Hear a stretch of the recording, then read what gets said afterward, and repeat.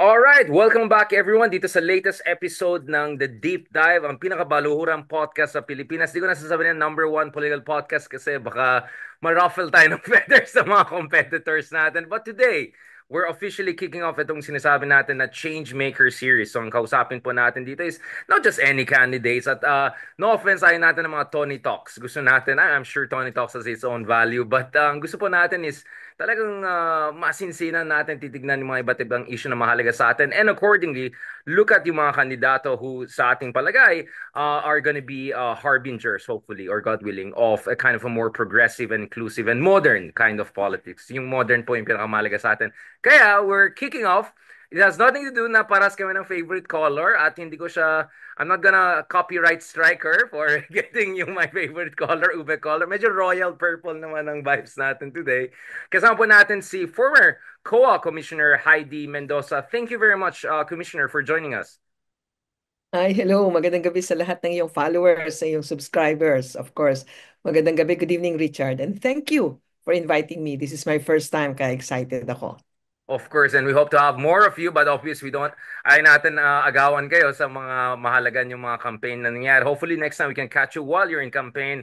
We'll bring our own production team and all. But today I just wanted to get the ball rolling, and especially because I think we're at a critical juncture. At saka at the same time, mukhang kayong dalawa ni Luke, among others, are also picking up momentum. So that's a very good thing. And Bam and Kiko are also not doing too bad. So we want to start with a couple of things bago tayo pumunta sa mga contentious issues, no? Yung COA audit sa mga iba't ibang mga top officials, yung GAA, yung GAA issue sa budget ng kasalukuyan na administration, Sara impeachment, how to balance between the two sides, and of course, yung issue na kailangan ba natin ng pink movement, purple movement, progressive movement. But bago sa lahat, I promise not to make this Tony talks, but nevertheless, you have to know a little bit about your background. Commissioner Heidi Mendoza, bakit tawag sa inyo kapatid ni the late great Senator Miriam Defensor? Where is that coming from? Well, in 2011, di ba, yun yung audit ng AFP. Oh, And all I right. know in one of those hearing, na-share ko yung pustahan namin ng prosecutors. I was so confident na hindi madi-dismiss yung aming audit report. So I told the team, nako pag ano to, pag na-dismiss ito, tatakbo ako ng hubot-hubad sa welcome. And because of that, nang senior ko, natawa si Senator, the late Senator Miriam Santiago. And then sinabi niya, Shim, are you sure you're not my sister? Parang ganon. So, doon nagsimula. And then she was concerned with my security. Lagi niya sinasabi, uy, uh, let's secure Heidi Mendoza. And to be honest, to be fair, uh, during my confirmation, di ba may confirmation yan? So, alam natin na mainit ang mata sa akin nung current Senate noon. So parang walang masyadong may gustong bumoto sa akin. And nung nakausap ko siya, very quick lang over the phone, sabi niya sa akin, so scheduled ka ngayon? O sige, papasok ako. Papasok ako kasi gagamitin ko lahat ng cards ko para sa'yo. So sinabi niya yon. Wow, so yun yung level at parang patron yun. I'm just kidding. No, I mean she was like your shield and sword. I mean that was the best shield and Oo, sword you can ginagawa. have in the Senate. Oo, noong Um, 2011. so maybe we have to rewind a bit more then. Paano kayo pumasok dito sa larangan ng accountability and auditing? Is it just a question of your training and background? Is it a question of also your experiences back in the past? Kasi very, ano to eh, very, I won't say obscure kasi mahalaga ito sa demokrasya natin. But it's a very specialist expertise, very niche siya, no? And very, very important. Can you tell us a little bit, Commissioner, how did you get into dito sa larangan ng auditing? 1984, of course, bagong graduate ako. And that was the, ano yan, parang middle ng tinatawag nating global debt explosion ng 80s, di ba? So, ang hirap maghanap ng trabaho. Ang gusto ko lang noon ay makatakas sa tatay ko, makawala sa tayabas. Kaya sabi ko, makapag-apply nga yung lalabas pupunta sa Maynila at magbabiyahe. And there was this offer sa Performance Audit Office. Ang Performance Audit Office, it's an old office of the Commission on Audit. Ngayon, Special Audit Office na siya. Nang nangyayari, parang team audit approach, Richard. Instead of the resident auditors, kami yung team, special audit team na tinitrain para mag-spot ng fraud and mag-conduct ng iba't ibang klase ng audit and then pumupunta kami sa iba't ibang lugar. So sa akin, perfect yung offering, right? So I grabbed it, I applied. Nagsimula ako auditing aid, 1984. Ayun nga, wala pang 700 yung aking sweldo. Tapos, alam mo, dahil mahal ko yung trabaho ko at matagal kong pinaglingkuran yung COA, parang na-built in na sa'yo yung laging, pag may nahahanap kang mali or hindi tama or kakaiba, parang ang passion mo is to put it into the audit report. Of course, make sure you have the evidence. And unang case pa lang unang audit report pa lang namin, landed agad sa Sandigan Bayan. So, with that kind of training and with that kind of experience, nasanay ka na lagi mong hinahanap yung paano mo pananagutin yung mga tinatawag nating persons liable doon sa audit na ginawa mo. So that's my exposure. So, accidental rin. Parang lahat yata accidental. Sila Walden, accidental activist kasi biglang nahuli doon malapit sa isang institute sa Princeton. Si Ronald din yata, si Sir Ronald Llamas. So, you accidentally stumble into something and the next thing you know, yun yung life mission nyo. But this is 1984, so right after Ninoy's assassination, not only during the debt crisis, 2 years after Philippine economy Yes, collapsed, yes, yes. and 2 years before the Marcos dictatorship collapsed. This is quite a Twilight Zone moment, isn't it? Yes, it is. And in fact, I would say na yun talaga yung ano bang tawag doon? Parang milestone, ano? Kasi nga, yun din yung nagdala. Kasi nga dun sa Quezon, it's the hotbed of NPA, di ba? So my father was very strict and very conservative. So lagi niya ako binabantayan. And because of that, alam mo yun, yung feeling na naiinis ka kasi binabantayan ka. Kaya tumakas ako ng Tayabas. Pumunta ako ng Maynila, naghanap ng trabaho. So yun lang, yung available na job auditing aid. So I took it, di ba? I don't mind kung magkano sweldo. I don't mind kung mababa yung position. And at that time, I'm not yet a certified public accountant. Hindi pa ako pumapasa. Until after pumasa na ako, na-promote, naging state auditing examiner. But then by that time, I have learned to love the newfound freedom, I would say. Kasi malayo sa magulang, di ba? And also yung yung first ano mo ng experience na makita mo first hand yung iba't ibang uri ng korupsyon na dati nababasa mo lang, di ba? O napapag-aralan. Alam mo, Correct. Richard, graduate ako sa probinsya eh. So medyo limited yung aking, sabihin na natin na hindi ako ganun ka-expose. Unlike kung nasa UP siguro ako, hindi parati kang exposed sa mga rally. Sa probinsya, wala niyan. Pero the kind of job that I have when I started working in the Commission on Audit exposed me to those kind of situations. So, nabuo lang hindi in terms of sa isipan, kung hindi sa puso. Dahil day in, day out yun ang ginagawa ko. Mag-audit, maghanap ng ebidensya, magbuo ng audit report. And ano yung epekto ng EDSA revolution in terms of realizing, nako, ngayon may pag-asa na hindi lang yung mga, I mean, I'm not passing judgment. Hindi ko sinasabi na hindi mga malalaking taong tinatamaan nyo. But my understanding is mahirap to go after the president or vice president when you have a dictatorship, right? So obviously, with the fall of the dictatorship, meron new openings, new possibilities. What was your feeling? Ano yung state of mind niya? Tsaka yung mga aspirations niya nung panahon ng EDSA Revolution? Okay, to be honest, yung boss namin sa Performance Audit Office, ang nag-encourage sa amin to go to EDSA. Alam mo yun? Nandun kami sa office and then she told us, Hoy, anong pinagkagagawa niyo dyan? Magpunta kayo sa EDSA. At the very least, kung ayaw niyong magtulog doon at makiisa, magdala kayo ng mga pagkain. Magpakain kayo ng mga nasa kalsada. But at that time, it couldn't go further from my experience when I was young. Di ba? Sabi ko nga, naka-experience nga ako doon sa probinsya ng pinapatay yung mga, alam mo na, dinudukot yung mga NPA. And then, majority of those na younger sa akin, namundok talaga sila, 'di ba? So talagang very close sa akin 'yan. So nung EDSA, ito yung ginawa ko, total malapit na yung EDSA anniversary. Tumakas ako. My mother was really very strict with me. Alam niya na hindi ako dapat lumuwas ng Maynila. Kasi at that time, there was this student leader, si Bubong Sumilang from Tayabas, Quezon, na pinatay. And therefore, my mother was so conscious na, anak-anak, huwag kang luluwas ng Manila. So, ang ginawa ko, tumakas ako. Tulog ang nanay ko. I went to Manila na putol-putol yung sakay. Nag-BLTB ako pero nag-stop ang BLTB somewhere in Kalawan. And said, hanggang dito lang po yung trip, hindi ho tayo pwedeng tumuloy. So, ang ginawa ko, nakiano lang ako, nakihitch lang ako ng kotse. Ang tandang-tanda ko pa, Volkswagen. Mag-asawa. Sabi ko, pwede ho ba ako makihitch papuntang Maynila? Oh, nakihitch ako. And then bumaba ako ng EDSA. And then the rest is history. Natutulog kami doon. Kasama ko yung mga ka-office mates ko. Kasi nga, Inutusan, hindi naman inutusan. Parang pinrik ng boss namin nun yung aming konsyensya na, what are you doing here? Why don't you go out there and feed those people in the streets? Kami, hindi lang kami nagpakain, natulog kami doon. At ang experience ko nga nun, yun yung time na nakikipaghawakan ka ng kamay, di ba? Tapos ako, eh di syempre, parang batang-bata pa ako nun. Ang kahawakan ko ng kamay, si Miguel Rodriguez. Palmolive, di ba? Talaga tingin na tingin ako sa kanya. Sabi ko, oh, ito si Mr. Palmolive. Alam mo yon yung may fun mentality. Tapos, nakatingin ako. Maya-maya, itinulak na kami, di ba?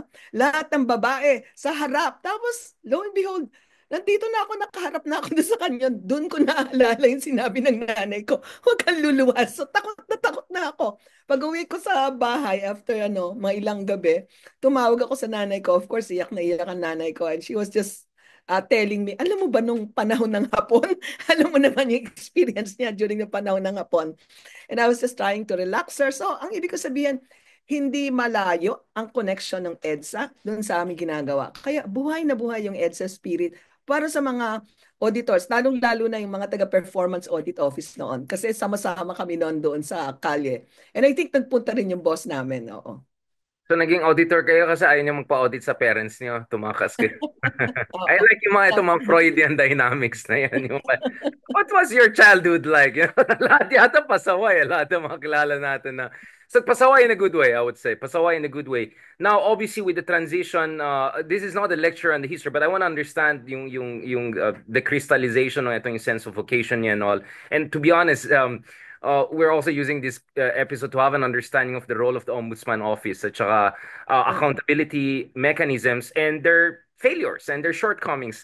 Again, I know this is not a lecture on public administration, but the degree that we can discuss it and relevant to your campaign, as we discuss that more later on. Commissioner Mendoza, so what did happen after ETSA and what was the interface between your life, your vocation, and also yung development ng mga accountability institutions? Kasi base sa mga conversation natin sa show natin, yung mga kaliwa, yung mga right-wing, I think all of us can agree na there were many failures and shortcomings, and they were not necessarily intended. Many of them were unintended consequences of, things that were not done. From your perspective,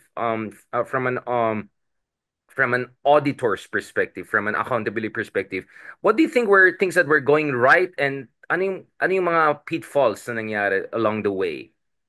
Okay, bibigyan kita ng idea. Prior to 1986, 'di ba? Ang chairperson namin noon ay si Chairman Tantuico from Leyte, no? And at that time, I think may martial law pa ba noon? I think so, no? Nandun pa yung martial law. Okay. Ang kind of audit na ginagawa namin ay yung performance audit. Wala pa kaming fraud audit noon. So in other words, you look at comprehensive audit, economy, efficiency, effectiveness. Noong 1986, ayan, pumasok yung mga tinatawag na Kurbata Boys. Yung Kurbata Boys, ang tawag namin dito, kasi noon pumasok si Chairman Gingona.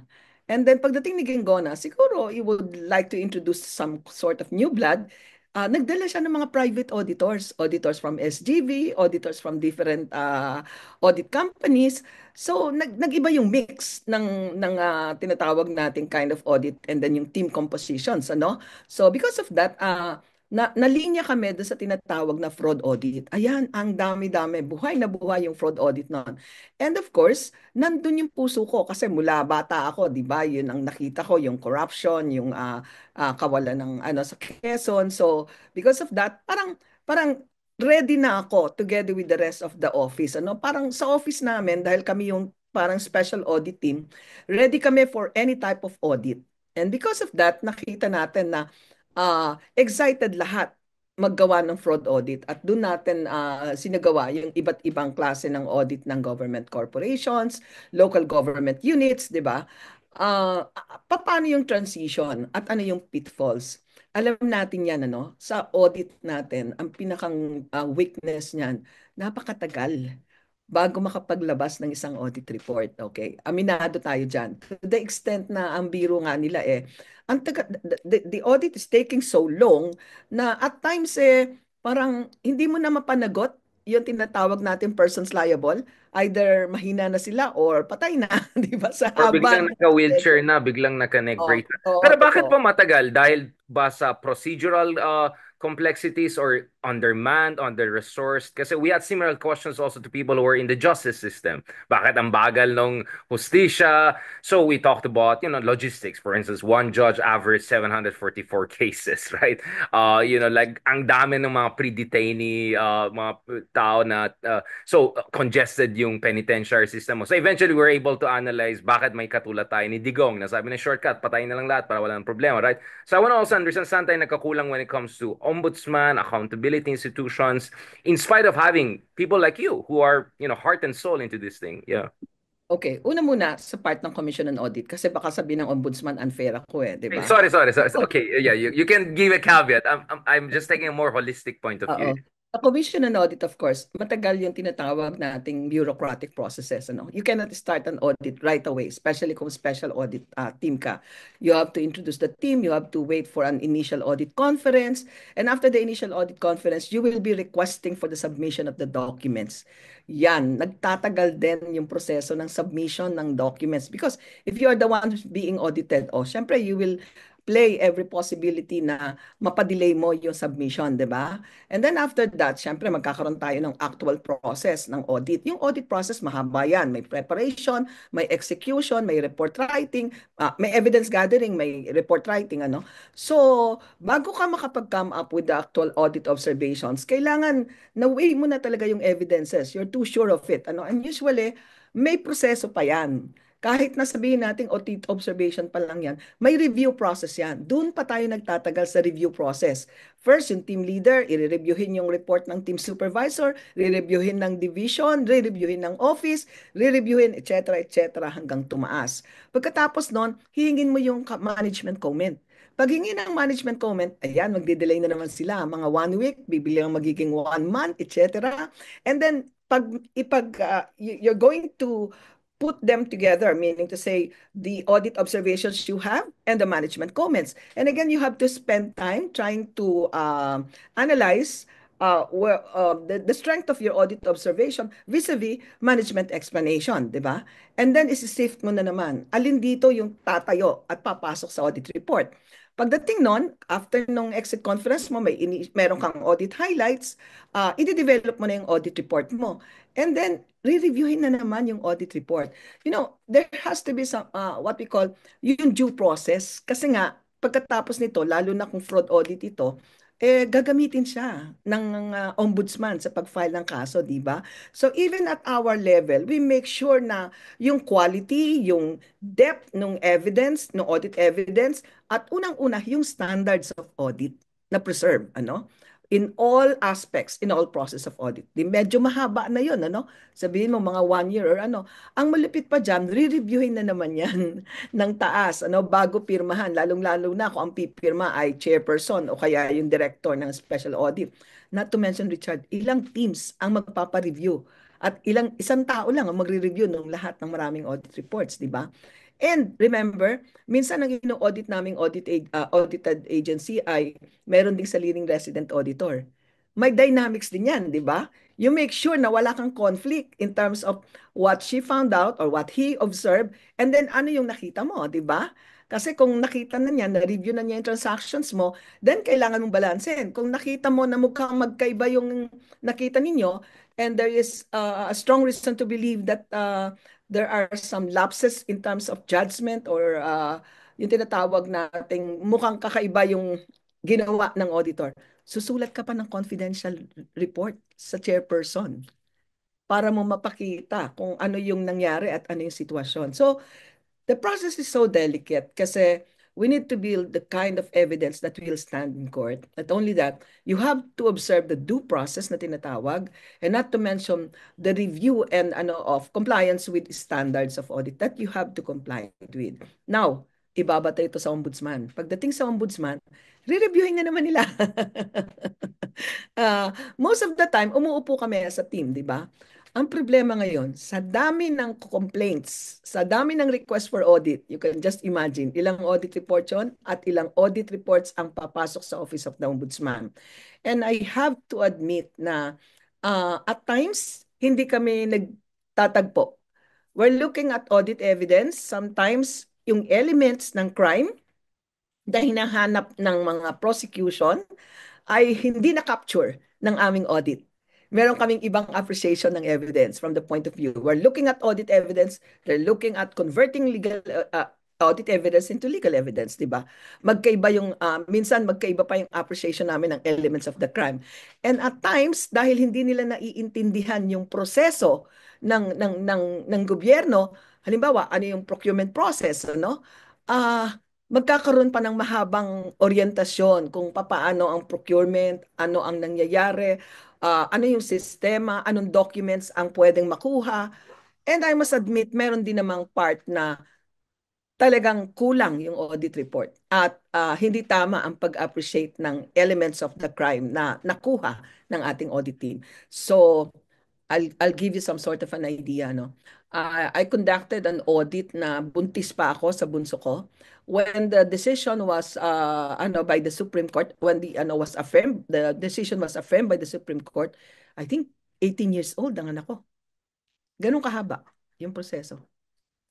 But what is the average, just to be less depressing? Like 18 years is quite 18 years and 6 months, 7 months kasi buntis pa, di ba? Oo. So is audit delayed, audit denied, or not necessarily? Not necessarily. It depends on the type of Mhm. audit. Kapag ang type of audit mo naman ay value for money, hindi naman. Kasi nakatutok siya doon sa proseso at sa sistema. Ang medyo sasabihin natin na halimbawa, mga tipong malversation. Ayan, kung mga malversation yan, yung mga tinatawag nating cash examination. Tapos meron tayo kaagad demand for the restitution of the amount, ano? Kapag nagtagal ang processing yan at nagtagal din ang process ng Office of the Ombudsman, especially sa prosecution, a lot of times patay na yung accountable officer. Pagdating ng wala na, patay na yung accountable officer. So yun yung pwedeng tumugon dun sa iyong katanungan, Richard. Problema ba dito is masyadong maraming mga internal checks and balances, or kasi gusto ko maintindihan, obviously nagigets natin na ayaw natin na ma-politicize itong mga institutions na to, and you have to make sure that who guards the guardians, right? Yun yung fundamental question para hindi naman ma-weaponize yung ombudsman or commission of audit and all. Pero parang what is ang lumalabas dito is sa daming layers nito, parang you're almost set up to be always behind the curve in terms of, kasi mabilis sa mga politiko eh. Magaling ang mga politiko mag-invent. I mean, by the every election cycle, naka-invento na sila ng new ways. So you're always parang catching up, right? With itong mga persons of interest, let's just put it that way. Saan po galing yan? Kasi obviously the idea of Ombudsman Office was inspired by the Scandinavian model, Sweden, Again, right? yeah, yeah, yeah. So it's not like we don't have functional examples, or it's not like we're not looking at other examples around the world. San tayo nagkakulang? Kasi yung mga layers na sinasabi niyo, it reminds me of bureaucracy in places like India, no? Yung mga jokes sa India is pag nag-apply ka ng paper, dadaan yan sa 1 billion na tao, right? So kaya ang tagal ng mga processing for very simple thing if you're doing an event in India or something. So is this an over bureaucratic Pinanggagalingan. bureaucratization? Maraming Ano ba pinanggagalingan. nangyari dito? Yeah. Maraming pinanggagalingan. Unang-una yung type of audit, tsaka yung tinatawag nating we're on a post-transaction audit. Tapos na isang transaction saka ka mag-audit. That's one. Second, alam mo yung o-auditin mo lahat ng ahensya, Richard. Lahat ng agencies. Take a look at the local governments. Ilan yan, di ba? Halimbawa sabihin natin 89 provinces. Bawat province, ilan ang munisipyo? Ilan ang city? Ilan ang barangay? O di ba? Lahat yan o-auditin mo. Kung ilang libong barangay, auditin mo yan. Although cyclical yan. Not to mention national government agencies. Not to mention government corporations. Aside from the fact na hindi lang nag-audit yung auditor. Ikaw din ang nag-i-issue ng notice of suspension and disallowances. Alam mo ba, Richard, kung gaano ka-time consuming yung processing ng notice of suspension? Ang notice of suspension per transaction yan. So, bawat disbursement voucher, hihimayin mo. Ilan ang pumirma doon, ilalagay mo lahat yung pangalan nila, ilalagay mo lahat yung participation nila. So, talagang napakahaba ng proseso, no? On the side of audit pa yon, ano? So inherently, ito, ganitong complicated. Yan. Pero gusto kong tanungin, because we had people like J Mark, among others, yung kaibigan natin, Jimmy Network back in the day. He's using, for Oh. instance, AI to sift through yung mga budgets, complicated issues. Is technology, no, I'm not, hindi ito Elon Musk show, so I'm not gonna say na AI will solve everything. No, no. But over time, meron ba tayong mga technological innovations, digitalization, anything that could help? Kasi kung literally manpower or womanpower lang gamitin mo at titignan mo sa daming barangay, sa daming transactions, sa daming paperworks, it really looks inherently an impossible task, if I can put it that way. Alam mo, ba't ako natatawa sa iyo, Richard? Paano tayo mag-usap ng AI? Ay, paper-based pa rin ang audit. Ang disbursement voucher ng Bakit? Yeah, yeah. gobyerno. Ang record management system, Richard, I'll give you ano, no. Kapag mag-audit kami, kukunin namin yung disbursement voucher. Pupunta kami sa bodega. Yung bodega, hindi naka-file ang vouchers na parang by numbers, etc. Na tipong merong filing ka, My may God. fill na Archival talaga. Oh, my. po at lalabas yung ano. No, it's not. Nakamask kami kahit wala pang COVID at hahanapin mo yung actual vouchers, ano? Napakalaki ng problema sa record management ng local government. You know why? Ang disbursement voucher cannot be disposed. Ang ating disposal ano ay 10 years pa. Saka mo lang pwedeng itapon yung iyong disbursement voucher. At yun ay kung hindi pa siya covered ng cases. Kung covered siya ng isang case na active pa sa court, you cannot dispose. Now, kung ikaw ay local government kunyari sa isang maliit na munisipyo, meron kang maliit na kwarto kung saan mo inihahouse ang in-disbursement vouchers. Can you imagine kung gaano kadami yan? Dahil hindi lang yan disbursement vouchers. You have official receipts. You have cash book. Nakakita ka na ba ng cash book na pagkabigat-bigat at kakapal-kapal ng page? Ganyan. So pagpasok mo sa isang munisipyo, may isang maliit na room at patong-patong ang mga papeles. Sino sa palagay mo yung maghihirap pagkahanap ng gusto mong tingnan ng mga disbursement vouchers? Yung auditor, di ba? Inasadya ba nila minsan papahirapan kayo? Or minsan, oy sir, nabaha na to. Sorry na, manarawan. Did you Ayan. sabotage? Ano yung mga rules around that? Kung may Halimbawa, instance of sasabihin nila, sabotage. itong voucher na ito, kinain ng daga. Tapos magugulat ka, yung kinain ng daga, yung portion na may date. Yun lang Amount, yung di ba? booking na part. Yeah, yeah, yeah. Yung daga, di ba? Medyo yung daga, medyo May matalino pattern eh. siya. Oo, ganyan. Oo, kaya meron ganun din. Sasabihin, halimbawa, naku, bumaha po dun sa area namin at nabasa po ang mga vouchers, talagang wala kaming na-save. But before that, kailangan ma-witness ng auditor yun. Napaka-bureaucratic ng proseso, I would say. Kaya, So, can't it while be witnessing, digitalized? Hindi ba naturally scan copy ang dapat eventually yung approach para and then you can use the AI, right? Once you have a scan copy, something like that. Kasi 2025 na po, medyo parang 1950s pa tong sistema na to eh. ito, sabihin ko nga sa iyo, Richard, nung 2000, inintroduce yung new government accounting system. And hopefully, ang intention ay dumiretso doon sa tinatawag nating automated, di ba? Awa ng Diyos, 2024, new government accounting system pa rin that was introduced in 2000, di ba? At paper-based pa rin yung audit. Now, Generational. I'll give you Generation. a problem. Kung sasabihin mong scan and ano, how many LGUs yung sasabihin nating may scanner? Sige nga, how many LGUs yung merong capacity, merong staff na nakakaintindi ng paggamit ng computer? Hindi lahat, katulad sa Maynila, di ba? Na parang ano, may kwento pa ako sa'yo, meron kaming team na nagkas-exam sa Quezon, ano? Alam mong ginawa ng accountant? ah ano siya, nag-awol siya, sinama niya yung laptop kung saan nandun yung buong accounting system. So walang magawang cash examination dahil dala-dala nung nag-awol, nag-abscond na accountant, yung buong sistema, dala-dala niya yung laptop. Can you imagine that? So, ganun ka, I would say, ganun ka, ano, ang tawag namin dyan ganun ka, parang ka-archaic yung system, no? We're looking Sa at the mga best. Mendoza, medyo I'm skeptical. You know why? I watch TikTok and see Filipinos yung talagang kahit sa mga malayo sa kabihasnan na lugar, ang galing mag-edit, kinapcut na yan. So, minsan parang feeling ko, kunyari lang hindi marunong mag-scan to mga to. Ang galing mag-edit ng TikTok eh. So minsan, I mean, of course, I mean, naintindihan natin kung pumunta ka sa baryo, talagang wala, but the basics, wala talaga. So while it Pero seems to me nasimulan like, na natin yung ano, nasimulan na natin yung yeah, tinatawag nating digital receipts, 'di ba? So naglabas na kami. Nandun pa ako sa COA nung inilabas namin yung guidelines sa digital receipts.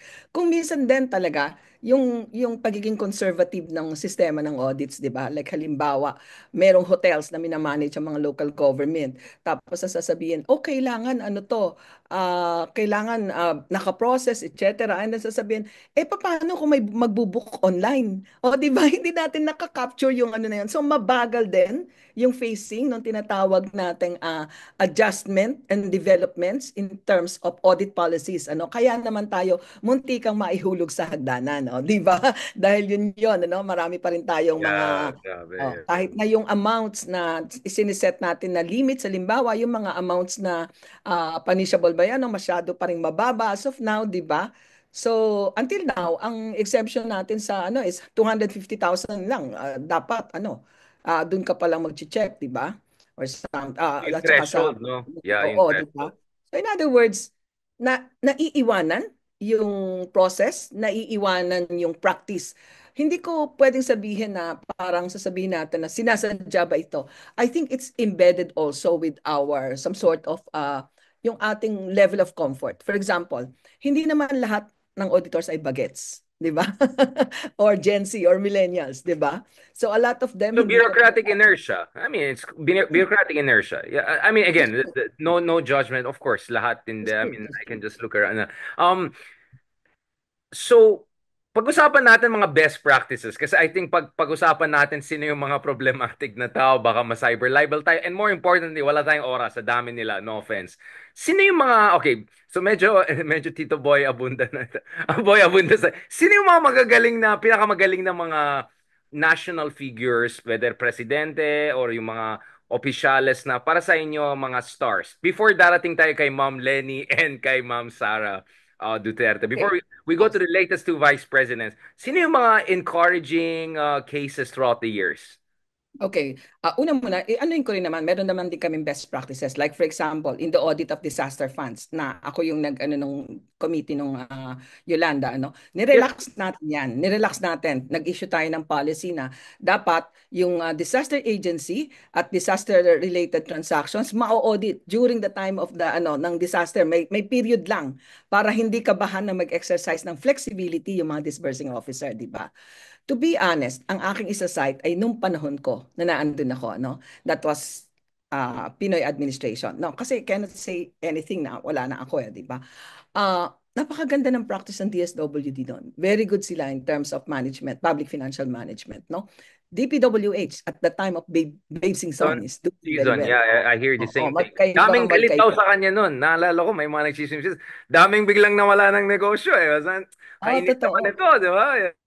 Oh, pero in fairness, that was the time na yung mga contractors tuwang-tuwang mag-participate sa gobyerno. Kasi alam The nila good na walang ones. masyadong ano, oo, The good ang dami ones. na participate, oo. Department of Health, maayos sila noong mga panahon na yon. And eto general observation, parating nabibigyan ng star ang mga government corporations. Kasi government corporations usually have very tight and good internal control, no? Ang usually babantayan namin dyan, mga local government units, mga yung tinatawag nating mga medyo sensitive like yung mga autonomous region at saka yung mga tinatawag nating by our ano medyo alam natin na maraming pwedeng pagkakitaan, Bureau of Customs, Bureau of Internal Revenue. At that time, in fairness, maayos din ang BIR. Ang focus ng audit namin yung system ng BIR assessment kasi bagong introduction. So those are good practices, I would say. So indeed, and of course, kandidato kayo. You want to talk more about the good practices you introduced, the reforms you introduced throughout the years? Una, syempre, ang ating inintroduce ay yung tinatawag nating finding the right balance between flexibility and accountability. No? Emphasizing that when you are confronted with the preservation of a control objective, medyo technical, then you have to weigh, ano ba talaga ang practical purpose nito? At the very end, ang titingnan mo, paano niya na poproteksyonan yung pondo ng gobyerno. So, mas tumaas yung level of trust ng mga tao kasi ang tingin nila sa COA nun ay parang hindi fault finder, kundi partners in development. Okay? So kasi nag-iba yung approach. Pangalawa, we're very open in terms of citizens participation. Inintroduce natin dito yung citizens participatory audit. At ito ay ginamit doon sa audit ng Kamanaba Flood Control. At ang ginamit nating partner ay yung mga citizens partners nung beneficiary, yung mga areas na nakatira doon sa binabahang area na yon. Nag-citizens participatory audit din tayo ng mga health centers ng Tumana ng Marikina. In other words, ito yung pinakabago at pinakasabihin natin at parang pinakahinangaan. Binigyan tayo ng award sa United Kingdom and we were recognized by international organizations of supreme audit institutions kasi for the first time, we opened the space for citizens participation and we introduced a more informal mechanisms of accountability. Kasi nga, yung formal mechanisms of accountability, too rigid, too bureaucratic, na oftentimes hindi nagiging practical. So we bring in yung tinatawag nating informal mechanisms. The citizens trying to take part in the process such as audit. Pero syempre, merong types of audit lang na pwede silang kasali. And now I want to a little bit fast forward. Nung time ni Ma'am Lenny, multiple times COA kind of, gave her essentially the Michelin star Oh, counterpart, yung three audit stars. opinion. Oo. What was can you explain dito sa ating mga audience, anong ibig sabihin niyan na ito yung pinaka-accountable office or ito yung rating sa'yo ng COA? What does it take for you to reach that? And bakit yung ibang office lang at hindi yung ibang office? Like I'm just trying to make sure na hindi ito partisan analysis lang. Ano yung mga basihan para sabihin itong office na ito ay pinaka-accountable? Okay. Unang-una, Richard, linawin ko, hindi natin yung tinatawag dapat na audit rating kasi it is not a rating. It Right. is an audit opinion. An audit opinion is Okay. the output of what we call as financial and compliance audit. Financial and compliance, ibig sabihin, you look at the financial statement. Kaya nga, mahalaga ipaliwanag to kasi sasabihin nila, ay bakit clean opinion? Pero sinasabi mo, maraming disallowances, yung confidential funds ng Department of Education, kasi those two are different. Ang sinasabi lang natin sa audit opinion, base doon sa financial audit na ginawa namin, nakita namin na merong basihan para sabihin na ang cash mo na nasa bangko na ilang daang milyon ay totoo at ito ay pag-aari ng ahensya. Pero hindi natin pinag-uusapan paano ginamit ang pondo na ibinigay sa ahensya. In other words, magkaiba yung type of audit. The So it's type the of what, audit, not the how. It's just, yes, what is yes, out there, yes. but not the how. Oo. Okay. Yung isa, when it Hmm. comes to compliance with accounting standards. At the very least, ang biro ko nga dyan, ang ginigradean mo dyan yung accountant. Kasi parang sinasabi, uy, ang Magaling husay ako. na mag-present ng accountant ng financial statement. At pwede akong mag-rely doon sa assertion in terms of ang asset ba ay talagang pag-aari? Yung asset ba ay nag-i-exist, di ba? Yung receivables ba ay valid at meron talagang tinatawag natin, meron talagang valid na panggagalingan, di ba? Pero hindi natin tinatanong kung ito bang mga pera na binigay at yung budget na binigay nagastos ng tama. Okay? Those are two different types of audit. Kaya sinasabi natin, the audit opinion is just an expression of the auditor in terms of her analysis and examination of the financial statements as to the accuracy of the application of accounting standards and consistency in terms of its application. Pero yung tanong, kumbaga ganito yon, yung confidential funds, papasok yan as expense. So pagdating ng audit opinion, ang sasabihin lang, ito bang confidential funds na 120 million ay nakalibro, lumabas dun sa as expense. Okay, nasa financial statement. Pero hindi sakop ng audit opinion yung pag-uusap kung valid ba ang paggamit Aha. ng So confidential so fund. basically nag-point A to B ka lang pero hindi mo masabi paano siya pumunta from point A to B. So dalawa iba 'yon, iba 'yon. Okay, so I Oh, think that explains to people. So kasi alam natin na weaponize itong mga technicalities yes, that's to right. palusot. So speaking of palusot, let's talk about the whole Piatos Mary Grace episode. Based on your own analysis and all these years also. So what exactly went wrong dun sa confidential fund under Sara Duterte based on the available evidence or yung mga exposés na meron tayo? And I want to go back to the Jimmy Bondoc back and forth because again our good friend there I think wanted to try to but lahat naman ng fund pwede naman mag-corrupt hindi naman ibig sabihin dapat tatanggalin and then of course you emphasize hindi ito issue ito ng auditing and when it comes to confidential fund the rules of audit are very different. So pwede natin explain unang-una saan ba galing itong confidential fund phenomenon na yan because I remember President Aquino had confidential fund but very limited and then it Kaya, exploded under Digong. Justice Carpio, one of our regular guests here, talked about how his fellow Davaoenyo, Duterte, essentially invented this whole confidential fund LGU phenomenon. What is your read of this whole confidential fund phenomenon? okay, let me be the one. Kanta yan, ha? Let me be the one. Okay. Una muna yung history, ano? When we drafted the 2015-001, it is under the environment na medyo tawagin natin na may konsensya yung mahawak ng confidential funds, no? May konsensya in the sense na maniwala ka ba, walang intelligence funds ang si President Noy, pero may confidential funds siya. Pero ang confidential funds niya 500 million. And take note, Christian, take note, Richard, sorry. Ito yung time na nagkakaroon ng backdoor negotiation para dun sa peace agreement. Remember that? Pero Yeah, 500 yeah. million And lang then ang on confidential fund. Matapan and Oo. all of that. Ng So ating in short, president. there's a basis because you're president, you're commander in Oo, chief, you're malinaw. executive. Oo. Yeah. Okay. And then, malinaw din nun yung mga ahensya na dapat bigyan. Siguro, shortcutin na natin, ano? Walang intelligence funds or confidential funds sa Department of Education nun.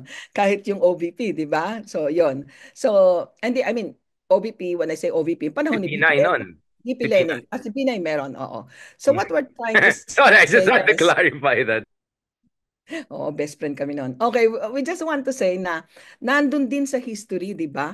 Nagulat ka pagdating ng Digong administration and then onwards, nagbalon ang Confi and Intel. At hindi lang yon, dumami yung ahensya na nakikuha, di ba? Nandun na yung Department of Education, nandun na yung NTL, and yun, yung TFL CAC. LCAC, Yeah, yeah, yeah, yeah. yeah, LCAC, etc. Ano?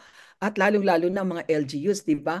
Ang LGUs, ano, meron silang tinatawag na peace and order funds. Pero the entire fund, ginawa nilang parang confidential fund ang treatment. So I would say, ito yung height ng tinatawag nating weak regulatory environment.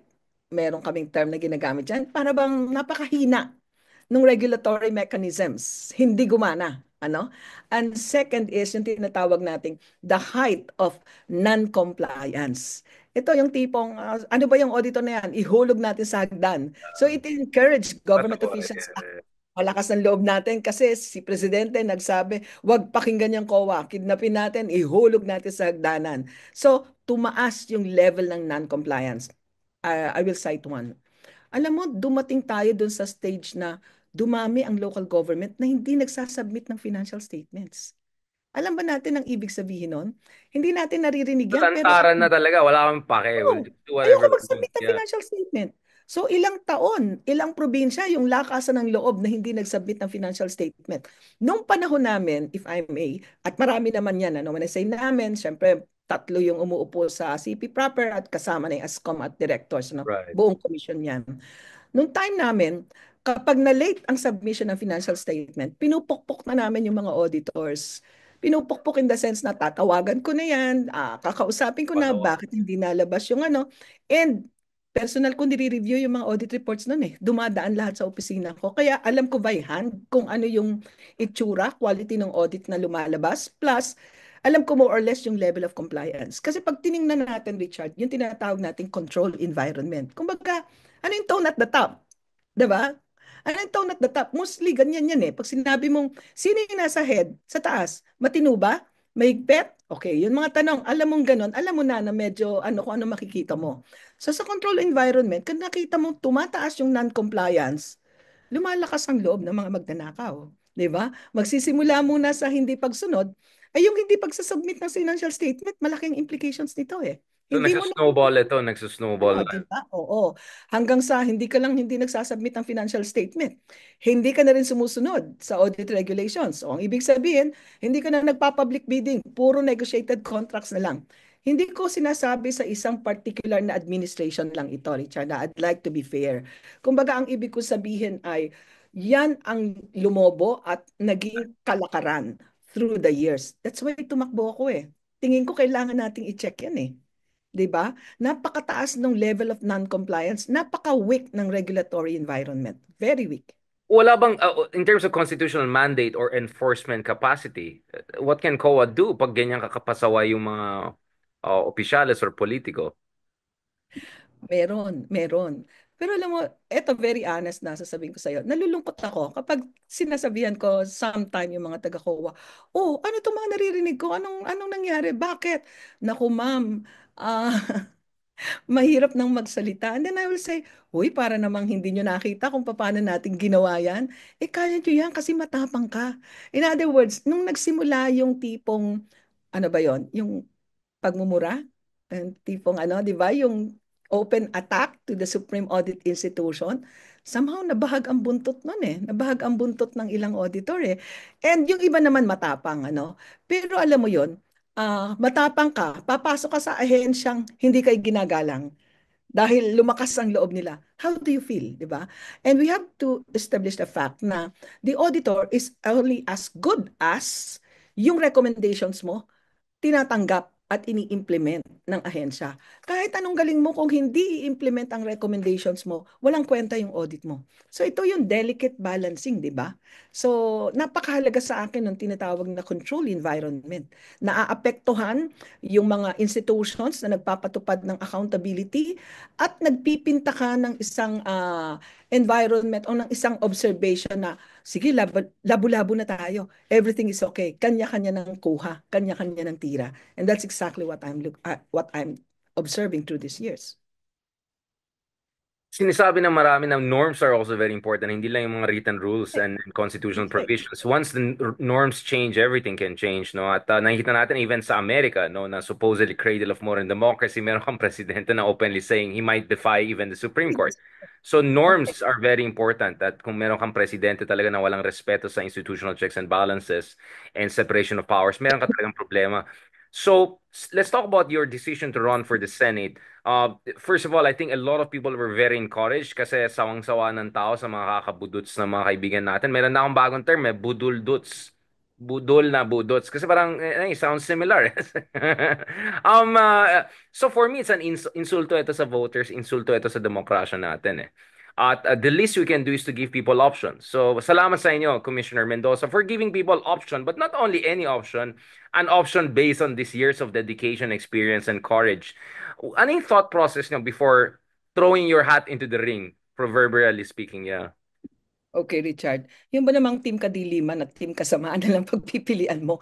Hindi ba So mag-thank you tayo kay maganda? Harry Roque. Is that right? Mag-thank you tayo kay Harry Roque for Nung kumapit making the siya, di stakes ba? clear to us. Oo, He made the naantag stakes. ako doon. Sabi ko, grabe, oo nga, no? Team kadiliman, team kasamaan. And my question is, sila ba yung magre-recruit sa atin? 'Di ba? Hindi ba dapat tayo ang mag-recruit sa kanila? So sabi ko, dapat there has to be someone na nasa gitna na who will be able to show, hoy, team kadiliman, hoy, team kasamaan. Meron, andito kami, pwede kaming panghawakan. That's why I make sure na if I run, wala silang kayang ibato sa akin, especially in the fight against corruption. Kasi yun yung ano eh, the fight against corruption is too personal. Too personal in the sense na yung perception of corruption, matindi yan eh. We would rather believe na magnanakaw din yan. Magpapayaman din yan. Rather than, huy, hindi yan na-corrupt nung 27 years. Huy, matapang yan. Tinayaan niya yung pamilya niya. No. That's why I run. Because gusto kong bigyan ng option yung public. Kung meron bang hindi corrupt, at kung meron bang nakakaintindi ng gobyerno, may 27 taon na itinaya sa paglilingkod bayan, nagpakita ng kasipagan, kinilala dito at sa ibang bansa, inyo bang pagtitiwalaan? And that is my biggest challenge to them. Ngayon, ako naman yung nagpapasalamat. Nagpapasalamat ako sa iyo, Richard, kasi itong mga ganitong usapan, syempre exposure ito on my part. Wala naman akong pambayad sa mga TV program, di ba? Nagpapasalamat din ako sa taong bayan. Alam mo kung bakit? Hindi sila natagalan pagsuporta. So ngayon, kanya-kanyang paggawa ng tarpaulin, di ba? Kanya-kanyang gawa ng social media, ano, kanya-kanyang post.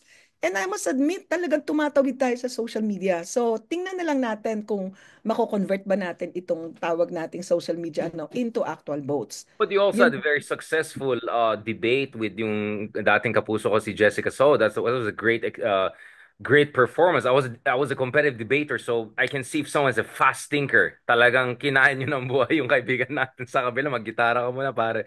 Um, uh, that was, did you prepare for that or that just came viscerally to you? Dahil sanay na sanay ka sa mga palusot ng mga politiko, apologies nila and all of that. That was very quick thinking, ah. Na-impress talaga ako doon. And I think that was yung breakout moment yun, no? And since then, very organic yung pag-grow ng the whole Heidi Mendoza. Parang nagiging kilusan ito. Yung kaibigan natin si Alan Herman, who's the branding expert. Sabi niya, ito sa mga pinaka organic. Of course, nag-release din ng ibang surveys. Nakikita natin na pataas ka ng pataas. You're already now in the top 25 out of 66 candidates. So you're already in the 30th, 25th percentile. And pataas ito ng pataas. Where do you think this is coming from? At saka, ano yung mga kailangan nyo pang gawin para tuloy-tuloy itong momentum na to? Because I'm sure you're not just there to be a disruptor, right? You're there to really give people an option. Okay, Richard, I must admit, kabang-kaba ako. Kaya hindi mo napansin yung kaunang portion ng debate. Nandun ako sa tabi, hindi ako makalakad sa gitna kasi nanginginig yung pa ako, no? Doon lang ibinigay yung Malamig tanong. yata aircon din sa amin dyan dati sa... Oo. Actually, hindi ako kinakabahan na baka hindi ko alam. Kinakabahan ako na baka mablangko yung isipan ko kasi kakabang-kaba ako. Ano, that was my first na maging isang tumakbo bilang isang senador. So yun ang first ko ng fire, di ba? Parang baptism of fire kasi first time ka, no? Second, paano natin sinusustain ito? And this I am so thankful doon sa ating digital team. Alam mo ba kung paano nabuo ito? Everything is on volunteerism. Yeah, very organic. Nagsimula kami, yung grupo namin na parang kailangan nating labanan yung disinformation. Siyempre ako nag-commit doon kasi sa akin, first time kong narinig na yung audit report ginagamit sa fake news, 'di ba? Ayun nga yung tipong, oh hindi Kaya buti totoo nga na may na-clarify nyo ginawa kanina ako." eh. Yung hindi yung Oo. destination, it's how you spend it. Oo. That's what man. 'Di ba? So, dito lang sa Pilipinas na pati audit report naging subject ng fake news, 'di ba? So, meron kaming grupo yung Fighting for Disinformation, yung Pili Nation. Doon kami nagsimula. So, most of my volunteers doon nang galing. So, nagkaroon kami ng digital campaign team, tapos nagkaroon ng tasking, hanggang sa nakita namin parami na ng parami. Na andun na yung mga iba't ibang volunteers. Meron na kaming Doctors for Heidi, meron ng Catholics for Heidi. Isa Right. lang siguro yung kakaiba. Ang kakaiba, wala ako masyadong negative bashing eh. Na ano nga ako, nalulungkot ako. Ang Tutulungan yabang. ka namin dyan ni Ay, Mr. Ron. Don't worry, mapunta tayo dyan. No, no, no. I think it's a very good way, literally constructive. Kasi sa totoo lang, blanco ang, I think even kami, yung mga supposedly we know bureaucracy and governance, but para sa amin, medyo, kasi accounting ito eh. It's very technical, specialist issue, pero ang laki na implication nito para sa ating demokrasya. So, kaya nagpapasalamat kami sa iyo na guro of essentially auditing ay may pake dito sa ating politika at hindi purong budots lang ginagawa. Pagdating sa explanation sa ating mga kababayan, Commissioner Mendoza, paano yun explain para maintindihan ng ating mga kababayan? Kasi ako, from my own experience, especially back in the day, kasi nung time nakapuso ako, Tagalog lang dapat eh. So, ini-explain ko yung on clause, for instance, no? And then one day may makikita kang kaibigan natin na from humble background, sabi niya, Prof, ang dali lang pala yung on clause na yun, pinapakomplikado yung iba, nag-Latin-Latin. Sabi ko, hindi ako, simple lang. Ito yung territorial, ito yung contiguous zone, ganun, ganun.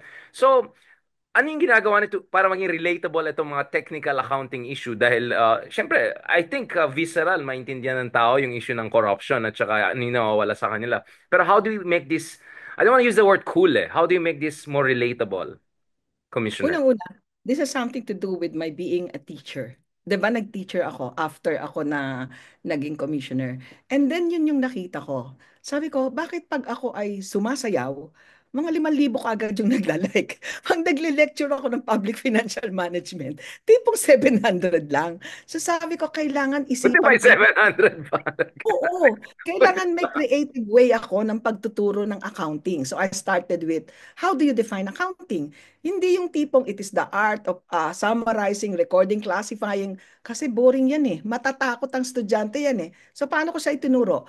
Accounting is the art of relationship. O, di ba? Di parang kilig na kilig kagad sila kasi it's about relationship, di ba? Pugot ka agad. Oo. dinala ko na ngayon sa public financial management, 'di ba? Ano yung public financial management? Para kang tatay o nanay at ang ating pamantayan, papaano nyo pinaghahati-hati yung pera ng mamamayan. And then I have the black magic story, 'di ba? The black magic, yung black magic chocolate na sinabi ko nga doon sa aking mga interview na papasok ako sa kwarto ng tatay nanay ko, nandun lang yung lata, nandun yung barya, hindi ako kumukuha ng mahigit sa baon ko kasi iniisip ko may kapatid akong hindi makakaaral. May kapatid akong mawawalan ng Na may pamasahe. trade-offs, may trade-off. Dito ko itinuro yung public financial management. Nung nakita kong nag-hit ako sa mga estudyante, then nagpunta ako sa graduate school. Nung nakita kong na-develop ko yung passion, naging interested sila sa napaka-boring na topic ng public financial management. Sabi ko, kaya ko nang itawid dito.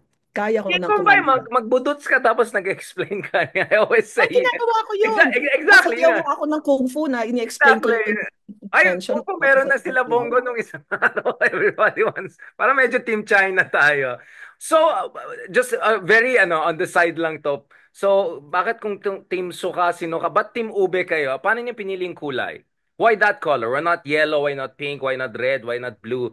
Ano yung proseso for choosing yung ating paboritong color? Nung bata ako, ang favorite color ko ay pink lilac. Totoo yun. Okay. So, of course, somebody na yung pink, ano? Ayaw naman natin masabing tayong hard tayo pagkopya. So, I go for lilac. Tapos sabi nung aking mga kaibigan, parang mahirap yan. Mahirap maghanap ng kulay na yan. Ganito na lang. Pag ikaw ang tatakbo, ikaw yung kandidato, naka-violet ka. Ang mga followers mo, naka-lilac or lavender. So, that's it. That's the Yeah, color. lavender. Mas madaling. Hirapan ako mag-isip pa. Yeah, I was wondering nga eh. Actually, kahapon rin kausap natin si Ranjit Rai ng Octype. Bakit naging purple? Sabi niya parang pinaayos sila tapos something went wrong, purple ang lumabas. So, inangkin na lang nila. So, I'm just saying, it's an interesting story. Going back to this, so far, anong experience nyo? Kasi election is, the campaign itself has just started. Ano yung mga biggest learning lessons nyo before the campaign and now as you get into the campaign, ano yung, without giving it away too much to the enemies, right? Ano yung mga strategies nyo. And obviously, papunta tayo sa paano makatulong ang mga kababayan natin sa mga katulad nyo na mga good change makers who rely on organic organization. Okay, una, syempre, lagi akong totoo pag kinakausap, the pain of betrayal. At hindi ako sanay dyan, di ba? So, nung nakita ko na, oo nga, ano, yung friends mo, hindi mo lahat yan friends. Natutunan ko yan. Yung kasama mo dati, hindi na sila kasama ngayon. So sabi ko, since ganito na yung politika, ito siguro yung weakness ko. Hindi ako sanay na nabebetray eh. I'm very warm, I'm very sincere. So pinag-aralan ko, paano ko i-segregate yung issue from my personality. Paano ko i-shield yung aking kampanya dito sa mga usaping ganito. That's one. Second, tingin ko ang pinakamalakas na hatak ko sa tao, yung tinatawag na relatability. Yung relatability, yung nakaramdaman nila, when I talk sa interview or kahit saan, nakikita nila yung sincerity sa aking mata. At kaya ako mahabang magpaliwanag. Kasi I always try to put my thoughts in a context na makaka-relate. Halimbawa, ayuda. How do you explain ayuda?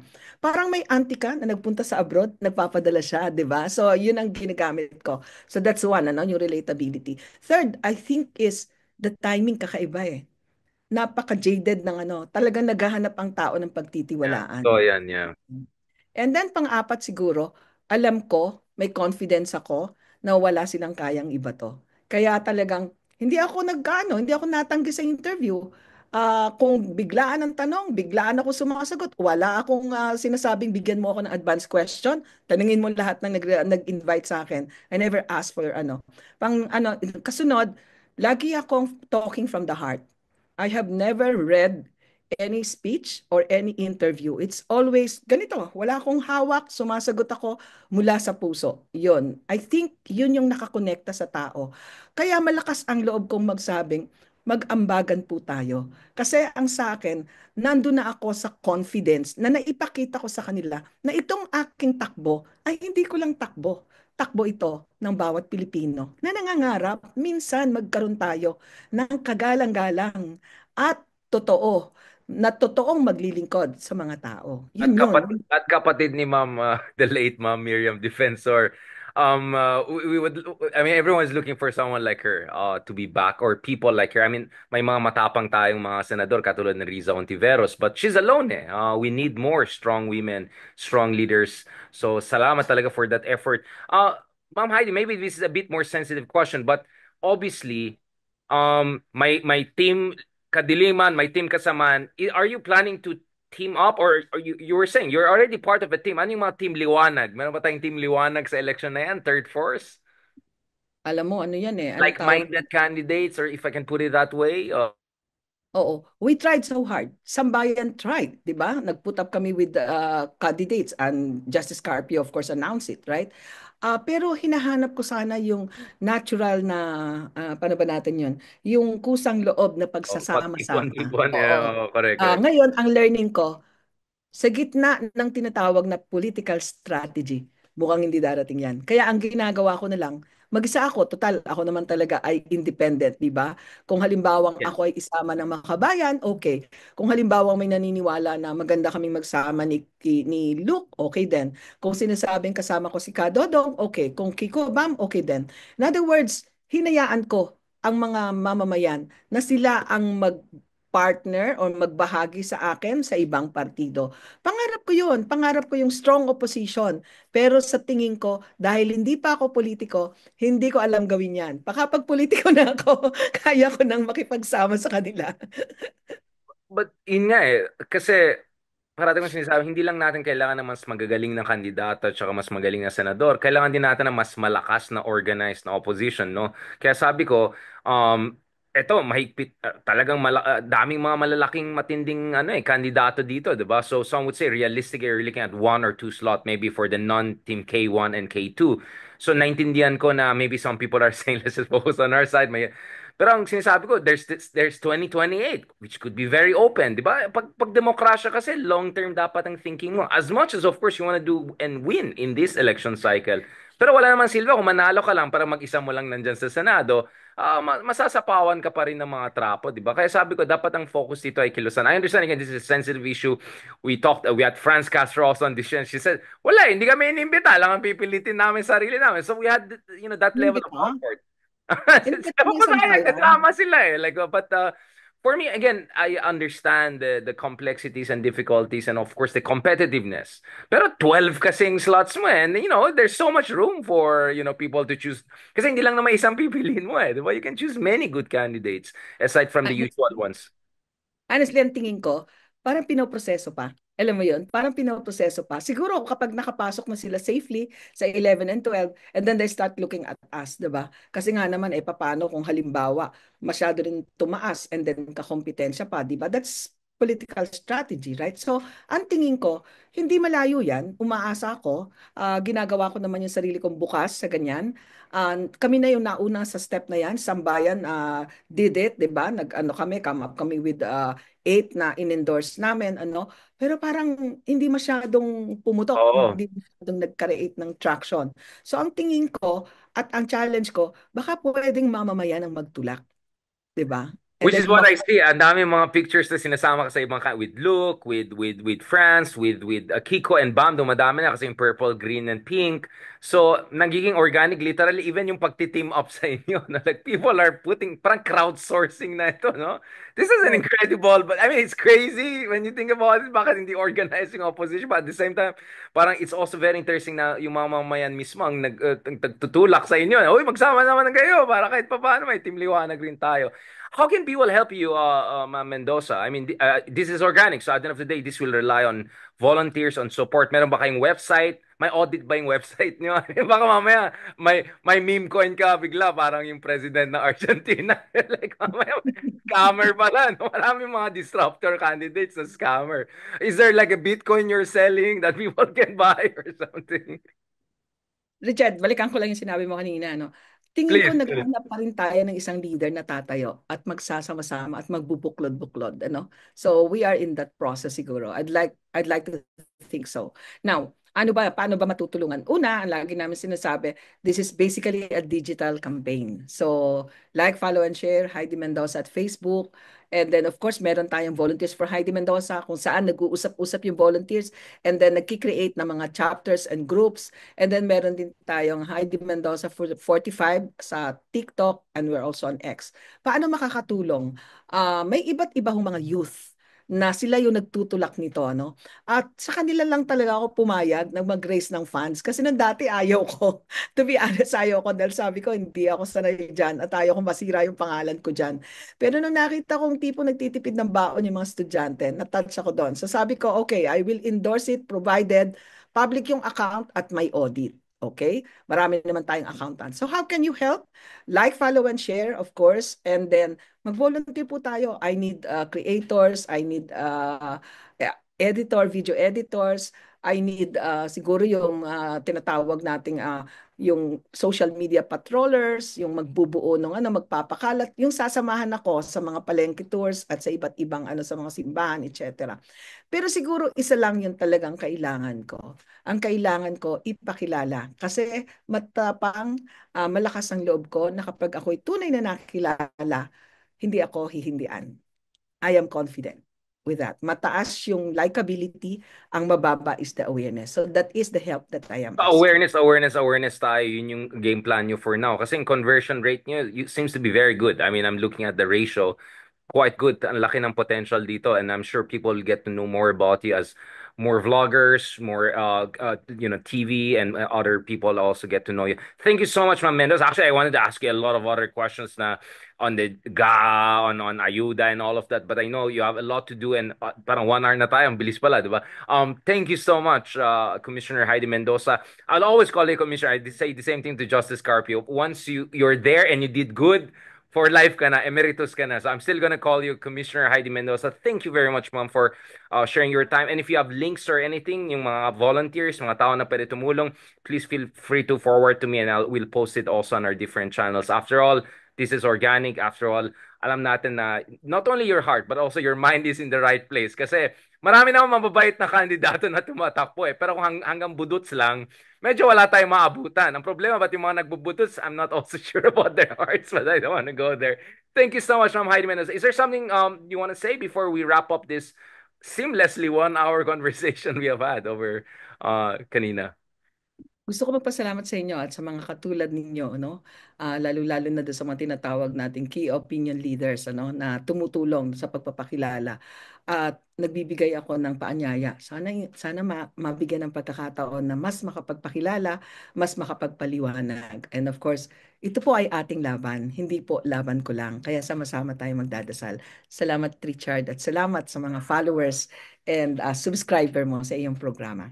Magandang Salamat, gabi. ma'am, and looking forward to meeting you in person next time. Now, we'll try to catch you while in campaign para naman medyo mas visceral and personal. I'm sure people will love it. Have a great evening po and talk to you soon. Salamat po. Good evening. Good evening. Maraming